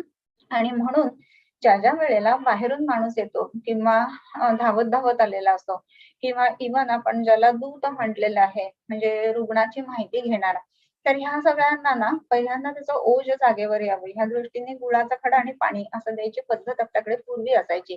आता त्या पद्धती गेल्या हा भाग सोडा. परंतु कसं आहे की मधुर रस घेतल्यानंतर मजल दर मजल करून चालून आलेला थकलेला आणि मनाने क्षीणलेला असा जो कोणी समोरून आलेला पांथस्थ आहे तर त्याचे बल किंवा त्याचे प्राण पटकन पुन्हा यावेत ह्या दृष्टीने म्हणून हा मधुर रसाची योजना आहे. आणि म्हणून ओजाचं वर्धन करण्याच्या दृष्टीने हा मधुर रस हा प्रशस्त आहे. आता ओज असं म्हणत असताना पुढच्या श्लोकांमध्ये येईल असतं तेजो धातू नाम शुक्रांता नाम परमश्रुतम हृदयस्थम व्यापी देहस्थिती निबंधना असं म्हटलेलं आहे. ओजावरती तुष्टी पुष्टी बलोदया हा असं म्हटलंय. आपल्या शरीरामधली तुष्टी म्हणजे आनंद किंवा पुष्टी याचा अर्थ प्रतिकार शक्ती किंवा धातू बळाची पुष्टी आणि बल या सगळ्यांचा उदय जो आहे ना तो ओज उत्तम असेल तर होतो. आणि म्हणून हे जो मधुर रसाचं सेवन आहे ते ओजासाठी सुद्धा उपयुक्त आहे हे लक्षात घ्यायला पाहिजे आपण. ओके. त्याच्यानंतर प्रशस्तो बृहणः इथप्रशस्तोपर्यंत बघितलं. बृहणः बृहण करणारा असा आहे. आता तर आपण हे सगळं बघितलं की बृहण काय आहे तर तो दोन महाभूत जी आहेत ते दोन्ही बृहण करणारी आहेत पृथ्वी आणि आप. सो बृहण तो निश्चित करणारच. सो शरीरामध्ये बल वाढवण्यासाठी किंवा वजन वाढवण्यासाठी किंवा ताकद वाढवण्यासाठी म्हणून ह्याचा उपयोग होणार आहे. त्याच्यानंतर हा कंठ आहे लक्षात घ्या. आता आपल्याला वाटेल की गोड खाल्ल्यानंतर खरं तर घसा खराब व्हायला पाहिजे ना मग कसं काय असं कंठ कसा तर घसा जो आहे तर आवाज नाद ही जी गोष्ट आहे ना ती नेहमी कुणाशी रिलेटेड आहे तर वायूशी रिलेटेड आहे बरोबर. आणि म्हणून त्याचं शमन करण्यासाठी म्हणून हा मधुर रस उपयोगी असतो. इव्हन आपण बघतो की आवाजामध्ये थोडासा खराश वगैरे आला की एक घोट पाणी प्यायल्यानंतर पण बरं वाटतं.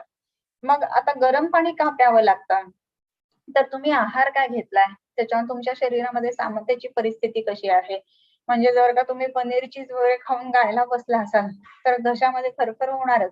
मग तिथे साधं पाणी पिऊन चालणारच नाही हो. मग तिथे तुम्हाला गरमच पाणी घ्यावं लागणार कारण की पाचन होण्याची तिथे आवश्यकता आहे म्हणून. सो हे पाचन होणं हा जो भाग आहे हा कंठ्याशी संबंधित येतो. आणि म्हणून कंठ म्हणजे मधुर रस जो आहे तो आपल्या गळ्याला बल देणार आहे म्हणजे स्वराला बल देणार आहे. शिवाय बघा ना तुम्ही की आपण जे कर्मेंद्रिय म्हटलो त्याच्यापैकी वाक हे पहिलं कर्मेंद्रिय म्हणजे वाणीला बल देणारा म्हणजे इंद्रियांना बल देणारा असा जर मधुर असेल तर तो कंठ सुद्धा असणारच आहे. त्याच्यानंतर स्तन्य संधानकृत गुरुः असं म्हटलंय. स्तन्यकृत आणि संधानकृत असं म्हटलेलं आहे. मग आता हा स्तन्यकृत म्हणजे काय? तर स्तन्य उत्तम पद्धतीचं उत्पन्न करणारा असा आहे आणि म्हणून जे सूतिका आहेत म्हणजे लॅक्टेटिंग मदर्स आहेत, तर त्यांनी मधुर प्रधान असाच आहार घ्यायला पाहिजे. त्याच्यामध्ये इतर तिखट, खारट, आंबट या गोष्टी कमी घ्यायला पाहिजेत. म्हणून स्तन्य उत्तम पद्धतीचं व्हावं यासाठी मधुर रस महत्वाचा. आताच्या आपण काही पेशंट्स मध्ये असं बघतो की मिल्क सिक्रेशन्स खूप कमी असतात आणि बाळाला पुरत नाही आणि मग बाहेरचं डब्याचं दूध वगैरे ह्या सगळ्या गोष्टी चालू केल्या जातात. मग तिथे विशेष करून द्रवाहार म्हणजे मला असं नाही हं म्हणायचं की फक्त द्रवाहार, पण मऊ करून खाणं किंवा दुधामध्ये, आमटीमध्ये कुस्करून खाणं ह्या गोष्टी महत्वाच्या राहतात आणि म्हणून मधुर रस प्रधान असा विशेष करून आहार जो आहे, तर तो सुतिकेचा असायला पाहिजे. त्याच्यानंतर संधानकृत असं म्हटलंय, संधान करणारा असा मधुर रस आहे. संधान म्हणत असताना आता तुम्ही बघा एखाद्याला गोड काहीतरी तुम्ही खायला दिलं, तर त्याला तुमच्याबद्दल छान वाटतं ना, म्हणजे मनाचं संधान पण करणारा आहे तो. तसंच शरीराचं संधान पण करणार आहे आणि म्हणून गव्हाची खीर वगैरे विशेष करून जे आहे ना, ते भग्न संधान म्हणजे अस्थिभग्नामध्ये किंवा बोन फ्रॅक्चर जे असतात त्याच्यामध्ये खूप चांगल्या प्रतीचं काम करतं. तसंच एक उत्तम औषध तुम्हाला फ्रॅक्चरसाठी किंवा हे जे असतात ना, ज्याला आपण रिकेट्स म्हणतो किंवा लहान मुलं जी चालत नाहीत किंवा बोलेज असतात, तर अशा ठिकाणी एक उत्तम औषध सांगते. बार्ली म्हणून जे येतात किंवा यव ज्याला आपण म्हणतो, कुठल्याही पूजा भांडारमध्ये मिळतात. तर ते आणायचे आणि ते अर्धे बोबडे मिक्सरला कुटवायचे. आणि तसं केल्यानंतर साधारणतः 6 चमचे यव घ्यायचे आणि 2 लिटर पाणी घ्यायचं. आणि ते उकळायचं आणि उकळून ते किती शिल्लक ठेवायचं? तर साधारणपणे 1 कप म्हणजे 200 ते 300 ml ते शिल्लक ठेवायचं. आणि ते सगळं जेव्हा गाळल्यानंतर त्याचा जो काढा तयार होतो ना, तर तो काढा त्या लहान मुलाला द्यायचा प्यायला, की जे पादाभ्याम येऊन गच्छती. बालकाः 1 वर्षात म्हणजे 1 वर्षाहून सुद्धा जे चालत नाहीत मुलं किंवा बोलेज असतात किंवा पायात पाय अडकून पडतात, अशा सगळ्या मुलांना ह्या यवाचं जे कॉन्सन्ट्रेटेड काढा आहे तो प्यायला द्यायचा. आणि ते केल्यानंतर हाडांमध्ये ताकद यायला लागते आणि मग मुलं उठून चालायला आणि पळायला लागतात. सो त्याच्यामुळे संधानकृत हे एक महत्वाचं काम आहे. आणि हा गुरु आहे हे लक्षात घ्यायला पाहिजे. म्हणजे मधुर रस जो आहे ना, तो नेहमीच गुरु आहे. कारण तो पृथ्वी आणि आत्मभूतापासून झालेला आहे. पृथ्वी महाभूताचे परमाणू स्थूल आहेत. आपाचे पण परमाणू स्थूल आहेत आणि म्हणून विशेष करून हा रस जो आहे तो गुरु आहे. म्हणून किती प्रमाणात खायचा हे परत महत्वाचा. गुरुणाम अर्ध सौहित्यम असं पण बघितलेलं. म्हणजे मला भूक लागली आहे, मी 4 गुलाबजाम मी खाऊ शकतो. असं जेव्हा मला वाटतं ना, तर तेव्हा मी 2 गुलाबजामवरती थांबायला पाहिजे, बरं का. म्हणून पैजा लावून पूर्वीचं खायचं ना, तर तो भागच वेगळा होता सगळा. परंतु गुरु आहे ही गोष्ट लक्षात घ्यायला पाहिजे, महत्वाचा मुद्दा. त्याच्यानंतर आयुष्यो जीवनः स्निग्धः पित्तानिल विशापः. आयुष्य वाढवणारा असा आहे. म्हणून नित्यम सर्व रसाभ्यासः असं करत असताना मधुर प्रधान असा आहार घ्यायला सांगितलाय. त्याच्यानंतर जीवन देणार आहे, जीवन वाढवणार आहे, हा स्निग्ध आहे. गुणांमध्ये गुरु आहे, स्निग्ध आहे. आणि पित्त अनिल आणि विषापह आहे. पित्त कमी करेल असतो कारण पृथ्वी आणि महाभूत आहे. वात सुद्धा कमी करेल म्हणून पित्तानिल आणि विष कमी करतो. ही महत्वाची गोष्ट लक्षात घ्यायला पाहिजे. म्हणजे शरीरामध्ये ज्या गोष्टी विकृत पित्तातनं उत्पन्न होतात, तर त्या ज्या आहेत ना त्या विषात्मक होतात आणि हे पित्त शमन करणारं मधुर रस आहे आणि म्हणून विषापह आहे. आणि म्हणून तिखट, खारट, आंबट खाणारे म्हणजे तिखट प्रिय असे जे लोक असतात ना, तर विशेष करून त्यांच्या संप्राप्त्या जर बघितल्या ना, तर त्या खूप पटकन वाढतात, वेगाने वाढतात. व्हेअरएज सामान्यतः ज्याला आपण कमी तिखट अन्न खाणारे असे जे बघतो ना, तर त्यांचं जी संप्राप्ती असते ना, ती त्या मानाने आपण बघतो की स्लो वाढते कारण ते विष शरीरामध्ये तयार होत नाही. हा मधुर रस जो आहे तर तो विषापह आहे असं म्हटलेलं आहे. सो शरीरातली विष कमी करण्याच्या दृष्टीने हा मधुर रसाचा उपयोग आहे. सो इथपर्यंत आपण लक्षात घ्या की कर्माणि मधुरो रसः आजन्य साज्ञात कुरुते धातूनां प्रबलं बलम् बाल वृद्ध क्षतक्षीण वर्ण्य केशेंद्रिय उजसा प्रशस्तो गृहणः कंठ्यः स्तन्य संधानकृत गुरुः आयुष्यो जीवन स्निग्धः पित्तानिल विषापः. ओके. ह्याच्यानंतर आता कुरुते अतियोगेन समेधश्लेष्मजांगदान स्थौल्याग्नी साध संन्यास मेह गंडार्बुदाधिका. सो मला वाटतं आपण काही शंका घेऊयात आणि थांबूयात हा एक श्लोक वाचल्यानंतर. आता शंकांच्या बाबतीमध्ये अतिउपयोगाचं जे आहे ना, तर ते आपण नेक्स्ट टाइम घेऊयात. कुरुते अत्युपयोगेन स मेधश्लेष्मजान्तकं सौल्याग्नि सारसन्न्यास मेह गंडार्बुदादिकान्. ओके. शंका काही असतील तर विचारा चॅट बॉक्स मध्ये जाऊन. YouTube वर असेल तर तुम्ही YouTube मध्ये जरी विचारले तरी चालेल. एक विचारलेली आहे शंका की 9 वर्षाची छोटी मुलगी आहे आणि तिला गोड खूप आवडतं. रोज काही ना काहीतरी गोड हवंच असतं आणि साखर आणि गूळ तर हवंच असतं असं म्हटलंय. तर आता आपण बघितलं की लहान मुलांना प्रिय असा हा रस आहे. रस हा लहान मुलांना प्रिय असल्यामुळे आपण घेऊ नक्कीच शकतो. परंतु हेही लक्षात घ्यायला पाहिजे की अति उपयोगेनं पुढे आपण बघणार आहोत काय काय घडू शकतं. शौल्य अग्नी साध संन्यास मेह गंडार्बुदादिकान् असं म्हटलेलं आहे. कुर्मी उत्पन्न होणं हा सुद्धा भाग त्याच्यातला होतो.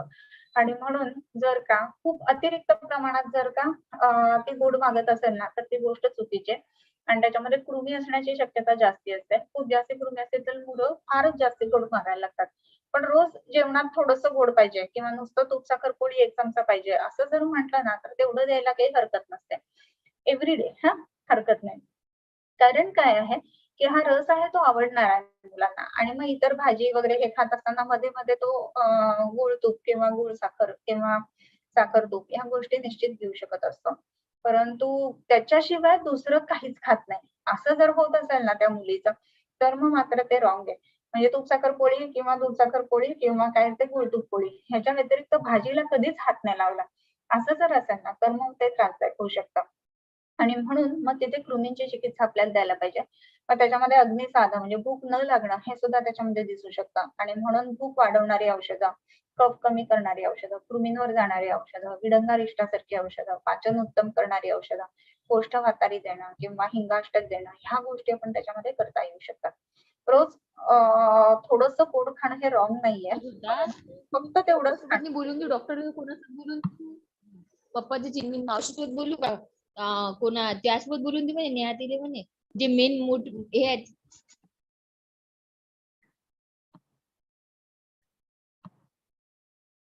परंतु आपण आता बघितलं की रोज तेवढंच फक्त खाणं ही गोष्ट बरोबर नाही. ओके.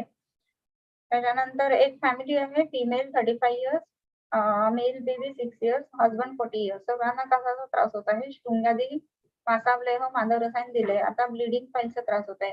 त्यातल्या त्यात फिमेल पेशंटला मागील 1 महिन्यापासून मेडिसिन सुरू आहे, पण तेवढा उपचार नाही. ओके. तर आता इथे एक वेगळ्या पद्धतीची केस आहे की कास आहे. त्याच्यामध्ये वातज आहे का कफज आहे या 2 गोष्टी बघायला पाहिजेत.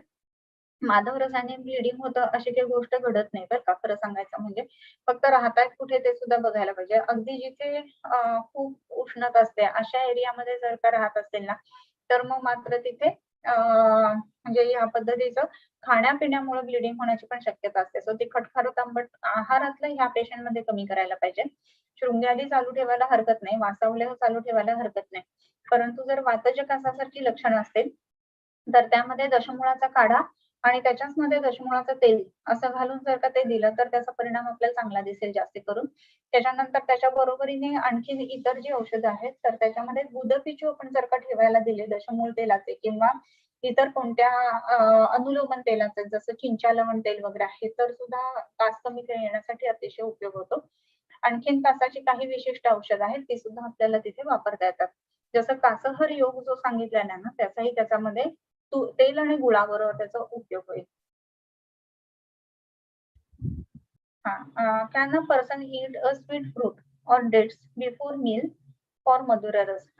आता सुरुवातीला मधुर रस जेवणामधला खायचा असं म्हटलंय. याचा अर्थ जेवणाच्या आधी असं नाही जेवणाच्या आधी गोड खायचं आणि मग परत खायचं तर मग इथे आद्यशनासाठी संप्राप्ती होईल. म्हणून जेवणामध्ये आपल्याला जे घ्यायचं ना तर त्यातला पहिला घास हा गोड असावा असं सांगितलं. ओके. हाऊ टू यूज मधुर रस to improve hair health in case of आता तुम्हाला ते काढायला सांगितले ना ते काढा तुम्ही वनस्पती मधुर रसाच्या वनस्पती की ज्या आपल्या केश्य म्हणून सांगितलेलं आहे. मग आता कसं काढायचं हे तर मग केश्य जी जी द्रव्य आहेत ना ती बघायची त्यातली मधुर रसाची द्रव्य कोणती कोणती आहेत बघायची ती सेपरेट काढायची. त्याच्यामध्ये विशेष करून ताकद केसांची वाढवणं आणि त्याचा टर्गर किंवा त्याचं जे टेक्स्चर असतं ना ते वाढवणं ह्याच्या दृष्टीने त्याचा उपयोग जास्त चांगला होईल. घशात कफ अडकल्यासारखा वाटतो असे बरेच पेशंट म्हणतात. त्यात विचार कसा करावा? सामता असते म्हणून घशात कफ वाढतो, हे पहिलं लक्षात घ्यायला पाहिजे. असं करून दरवेळेला बोलावं लागतं किंवा हे होतं. तर हे जे आहे ना, तर हे सामकफाचं लक्षण आहे. अविलस तंतुलस त्यानं कंठदेशे वतिष्ठते असं म्हटलेलं आहे. तर अविल आहे तो तंतुल आहे आणि कंठदेशे वतिष्ठते, कंठात राहतो. तर सामकफ नष्ट करण्याची जी औषधं आहेत, तर ती आपल्याला इथे उपयोगी पडतात. अगदी साधं त्रिकटू चूर्ण मधाबरोबर असं सुद्धा देणं त्याचाही उपयोग चांगला होतो. त्याच्यानंतर जेवणानंतर बऱ्याच लोकांना फळं खायची सवय असते, त्यामुळे सामता वाढत असते आणि अध्यजनासारखी संप्राप्ती होत असते. सो ते बंद करायला सांगायचं. त्याच्यानंतर जेवण दुपारचं झाल्यानंतर झोपायची खूप जणांना सवय असते. अशा लोकांच्या सुद्धा घशामध्ये कफ असतो म्हणून जाता येता खाकरत असतात हे लोक. तर त्या दृष्टीने जेवण झाल्यानंतर इमिजिएट झोपू नका, हा एक सल्ला आपण देऊ शकतो. त्याच्यानंतर आता इथे कंठाच्या ठिकाणी विशेष गुरगुरक आहे, तर शिवासंजीवनी म्हणजे तेल आहे, तर ते बाहेरून घशाला लावायला देणं, त्याच्यानंतर गुळण्या करायला सांगणं, त्याच्यामध्ये फलत्रिक आणि तारू हळदी यांचा वापर करणं, ह्याचा उपयोग चांगला दिसतो. सो म्हणजे घशातला कफ निघून जाईल. ओके. यव वातकृत बोलेज मध्ये अस्थि दौर्बल्यात कसा उपयोग होतो? चांगला प्रश्न विचारला. ज्याला आपण वातकृत यव असं म्हटलेलं आहे हा, परंतु त्याचा आपण जेव्हा कॉन्सन्ट्रेटेड काढा करतोय ना, तर त्याच्यामधला जो रस आहे ना, तो विशेष करून कार्यरत राहायला लागतो आणि म्हणून आपण कल्पना कोणती वापरली आहे हे सुद्धा महत्वाचं राहतं. आणि काढा म्हणून मी जेव्हा सांगितलं ना, तर तो एकदम कॉन्सन्ट्रेटेड करायचा हे सांगितलं. म्हणजे 2 लिटर पाणी घालून आपल्याला त्याला 100 ml करायचं, म्हणजे तेवढा त्याच्यामध्ये अग्नीचा संपर्क यायला लागतो आणि म्हणून त्याचा उपयोग जो आहे ना, तर तो अस्थिवर्धनासाठी म्हणून आपल्याला उपयोग करून घेता येतो. ओके. लहान मुलांना जिव्हाजाड्य किंवा उशिरा बोलणे किंवा बोबडे बोलणे कसा विचार करावा? आता कषाय रस आणि जिव्हाजाड्य येतं हे आपण बघितलं. काही मुलांच्या बाबतीमध्ये टंग टाय वगैरे असतो, त्याच्यामुळे सुद्धा त्या गोष्टी होतात. फ्रेन्युलम चिकटलेला असतो जिभेला आणि तसं झालेलं म्हणजे त्याचा लेंथ छोटी असते. तसं असेल ना, तर त्रिकटू चूर्ण आणि यवक्षार असं एकत्र करा. थोडंसं इरिटेटिंग असतं ते, पण रोज फ्रेन्युलमला थोडं-थोडं चोळायला लावायचं आणि तसं चोळल्यानंतर तो फ्रेन्युलम जो आहे ना, तो पातळ व्हायला लागतो. म्हणजे थिकनेस जो असतो तो कमी व्हायला लागतो आणि मग टंग जी आहे ती सुटायला लागते आणि व्यवस्थित मुलांना बोलता यायला लागतं. याच्या व्यतिरिक्त कल्याण कावलेह मधातून जिभेला चोळायला द्यायचा आणि जिभेला चोळून त्याची जी लाळ येते ना, ती काढून टाकायची. म्हणजे ती गिळायचा नाही तो आणि ते निघून जाऊ देत. म्हणजे जिभेवरची जी सामता आहे ना, इंद्रिय अधिष्ठानावरची, ती कमी व्हायला लागते. त्याच्या बरोबरीनं संज्ञास्थापन आणि सुवर्णयुक्त ब्राह्मीवटी या गोष्टी आपण तिथे वापरू शकतो, योग्य पद्धतीनं बोलावं म्हणून. त्याच्यानंतर काही मुलं जी असतात ना, तर ती बोलताना घाबरतात खूप जास्ती, म्हणून त्यांचे उच्चार स्पष्ट नसतात. मग अशा वेळेला बलातेलाचं नाभीपुरण केलं तर त्याचाही चांगला परिणाम दिसतो. सो आपला पेशंट जो आहे, तर त्याच्यामध्ये विशिष्ट अक्षरं येत नाहीत. असं जर का असेल ना, तर हे अक्षर कुठल्या षटचक्रांपैकी कशावरती आहे हे सुद्धा आपण बघू शकतो. म्हणजे विशेष करून र, ट वगैरे ही गोष्टी बोलता येत नसतात. मग षटचक्रांपैकी जे मूलाधार, स्वादिष्ठान वगैरे जे चक्र सांगितले, तर त्याच्यामध्ये कुठल्या ह्याच्यावरती ते चक्र आहे, ते बघून त्याच्यावरती जाणाऱ्या वनस्पती असं सुद्धा आपल्याला देता येत असतं. सो वेगवेगळ्या पद्धतीने ह्याचा आपल्याला विचार करता येतो. केस डैंड्रफ में यष्टि मधु यूज किया पेशेंट में सिंगल यूज में कम हो गया ऍज यू टोल्ड द गुण ऑफ मधुर केस. येस, आकांक्षा म्हणते बरोबर आहे. तर यष्टी जी आहे ती केशा म्हणून पण आलेलीच आहे आणि एका सिंगल यूज मध्ये सुद्धा डॅन्ड्रफ उत्तम पद्धतीने कमी होतो. शिवाय स्निग्ध पण आहे यष्टी, तो त्याच्यामुळे त्याचा परिणाम चांगला येतो. Very good. अजून एक यष्टी मधूचा गुणधर्म जो आहे ना, त्याच्यामध्ये वयस्थापनाच्या संदर्भात किंवा रसायन म्हणून सुद्धा त्याचा उपयोग होत असतो आणि म्हणून डॅन्ड्रफ काय आहे, तर जे शेड ऑफ होत आहे ना स्किन, ते आहे राईट. सो इथे ज्या वेळेला वातपित्त वाढतात ना, तर त्यावेळेला शरीरामध्ये डॅन्ड्रफ जास्त तयार होतो किंवा काय होतं, ज्याला आपण शेडिंग ऑफ आहे ते जास्त व्हायला लागतं आणि तसं झाल्यामुळं स्थापन करण्याच्या दृष्टीनं स्थूल गुणाची गरज आहे आणि म्हणून मधुर रसाच्या गोष्टींचा उपयोग त्याच्यामध्ये दिसतो. आकांक्षा मस्त, व्हेरी गुड. मधुरस आणि मधुर विपाक यांची कर्मे सारखीच असतात का? नाही, विपाकाचं कर्म वेगळं होतं, पुढे येईलच आपल्याला, ते मी सांगेनच त्यावेळेला. विपाकाचं कार्य वेगळं आहे आणि रसाचं कार्य वेगळं आहे. ओके. रसाचं कार्याची जी व्याप्ती आहे ना, ती वेगळी आहे आणि विपाकाच्या कार्याची व्याप्ती आहे ती वेगळी आहे. ओके. त्याच्यानंतर 10 इयर्स मुलांमध्ये शय्यामूत्रता असेल तर कसा विचार करावा? हा, आश्वासनासोबत. आधी एकदा ह्याच्याबद्दल आपलं बोलणं झालेलं, तरी सुद्धा सांगते, की शय्यामूत्रता असणं ह्याच्यामध्ये वेगवेगळी कारणं असतात. तर मृद्नातिमेहनम असं एक जे लक्षण आलंय ना, तर ते अश्मरीमध्ये आलंय बरं का. याच्या व्यतिरिक्त शय्यामूत्रता हे लक्षण खरं तर कृमीमध्ये जर शोधलं ना, तर तसं सापडत नाही. परंतु प्रॅक्टिकली दिसतं, की पेशंट्सना ज्या वेळेला कृमी असतात, त्यावेळेला जनरली शय्यामूत्रता सापडते आणि म्हणून कृमींची जी लक्षणं आहेत ना, तर ती आपल्याला औषधं जी आहेत ती याच्यामध्ये आपण वापरू शकतो. आणखीन एक महत्वाची गोष्ट म्हणजे कृमींची औषधं वापरत असताना कृमीकुठार वापरणं, त्याच्यानंतर विडंगारिष्ट वापरणं, त्याच्यानंतर काय म्हणतो आपण कर्षण करण्याच्या दृष्टीने म्हणून तिथे विडंग कंपिल्ल वापरणं, अशा गोष्टी तिथे करायच्या. त्याच्याच बरोबरीनं रात्री झोपताना "शू करू नकोस हां" असं सांगायच्या ऐवजी शांतपणे झोप हां, असं सांगावं. म्हणजे मग त्याचं स्ट्रेस टेन्शन राहत नाही मुलांना. बऱ्याच वेळेला असं होतं, की काही विशिष्ट स्वप्न पडतात. मुलांना असं स्वप्न पडतं, की ते बाथरूममध्ये आहेत आणि शू करतात आणि ॲक्चुअली शू होऊन जाते. तर अशा वेळेला स्वप्नांचा संबंध पण राहतो आणि म्हणून मग त्याच्यामध्ये झोप शांत राहावी, त्या दृष्टीने रात्री झोपत असताना मोबाईल, फोन वगैरे हे सगळं बाजूला ठेवून एखादं सूदिंग म्युझिक लावत किंवा गोष्ट सांगत अशा पद्धतीने मुलांना झोपवलं गेलं पाहिजे. Okay. Insulin dependent diabetic patients असेल, ते पूर्ण शुगर बंद करतात. तर त्यांच्या थोडी शुगर घ्यायला सांगू शकतो का? आता इथे मगाशी आपण म्हटलं ना, तर त्याप्रमाणे क्रूड शुगर्स म्हणजे ज्या निसर्गामधल्या साखर आहेत त्या आणि आपण रिफाईन करून काढलेली शुगर ह्या दोघांमध्ये फरक आहे. ओके. सो साखर म्हटल्यानंतर साखर जी आपण रिफाईन करून ऊसाच्या रसापासून किंवा ऊसापासून जी काढतो, तर त्याच्यापेक्षा ज्या गोष्टी आपल्याला निसर्गामध्ये साखरयुक्त दिसतात, म्हणजे फळं आहेत वेगवेगळी किंवा काळ्या मनुका आहे, खजूर आहे, तर ह्या गोष्टी द्याव्यात विशेष करून डायबिटिक पेशंट्सना. म्हणजे मग आपल्याला ह्याचा जो परिणाम आहे ना, तर तो चांगला मिळेल आणि असं होणार नाही की शुगर वाढली. क्रूड शुगर ज्या आहेत ना, त्या पचल्यानंतर मग त्याचा परिणाम जो आहे ना, तर रक्तात डायरेक्ट साखर वाढणं अशी गोष्ट घडत नाही. तरी सुद्धा बरेच लोकं आंब्याच्या सीझनमध्ये खूप सारे आंबे खातात किंवा द्राक्षांच्या सीझनमध्ये खूप सारी द्राक्ष खातात. असं जर झालं ना, तर मग मात्र त्याच्यामध्ये थोड्याफार प्रमाणात शुगर लेव्हल वाढलेल्या दिसतात. पण धातुबळ जर का वाढत असेल ना, तर ती जास्ती महत्वाची गोष्ट आहे, हे पण लक्षात घ्यायला पाहिजे. ओके. टॉन्सिलेक्टॉमीची हिस्ट्री असताना गलफ प्रदेशी वेदना आणि कर्णमूल प्रदेशी वेदना असल्यास काय करावे? बरं, हा वेगळा प्रश्न आहे, पण चांगला आहे. बऱ्याच वेळेला टॉन्सिल्स ज्यावेळेला काढून टाकले जातात, त्याच्यानंतर जो अँटेरियर आणि पोस्टेरियर पिलर असतो घशातला, त्याच्यामध्ये ते टॉन्सिल्स असतात आणि ते काढल्यानंतर पेन बरेच दिवस राहतो. ऑलमोस्ट 1 महिनाभर वगैरे सुद्धा पेशंट्समध्ये राहतं. मग अशा वेळेला काय करायला पाहिजे?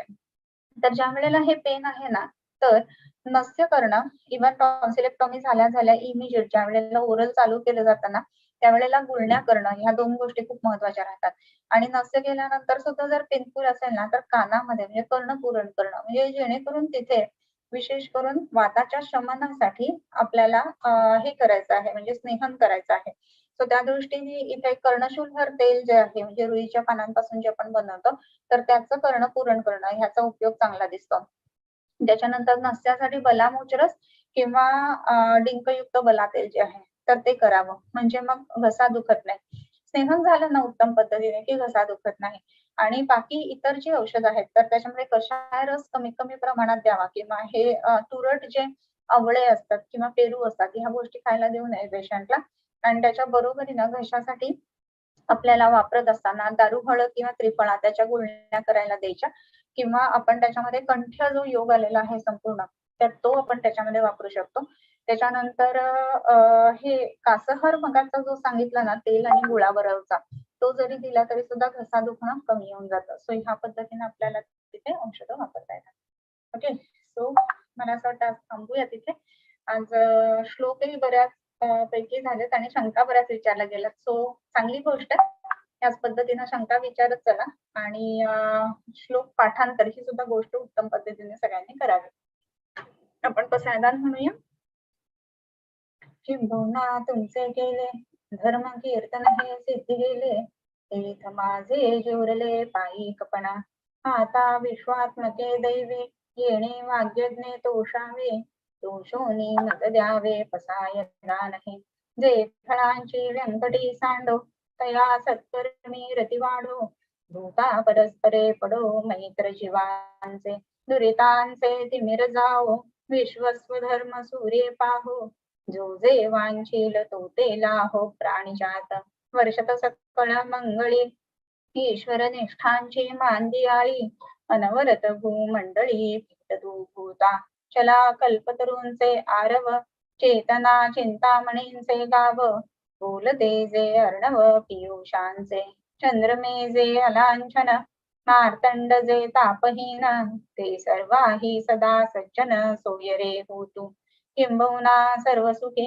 पूर्ण हो नीती लोके भजिजो आदि पुरुषे अखंडित आणि ग्रंथ उपजविये विशेषी लोकीये दृष्टा दृष्ट विजय होवावे जे येथ म्हणे श्री विश्वेश्वराव हा होईल दान कसाओ येणे वरे ज्ञानदेवो सुखिया झाला येणे वरे ज्ञानदेवो सुखिया झाला येणे वरे ज्ञानदेवो सुखिया झाला.